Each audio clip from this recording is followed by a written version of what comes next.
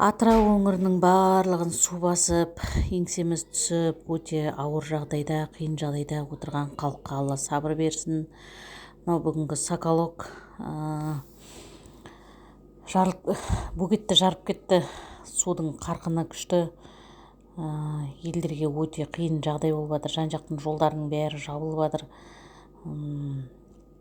Адамдар островта қалып қойып жатыр, шыға алмай ешқайда.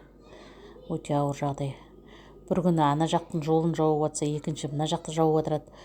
Түнде жапқан жер, түнде бітеген жерді қайтып судың қарқыны қатты болғандықтан қайтып судың қарқынымен бөгеттерді жарып, қайтадан ашылып, бір жерді бітесе екінші жер тесіліп, міне өте қиын жағдай осындай.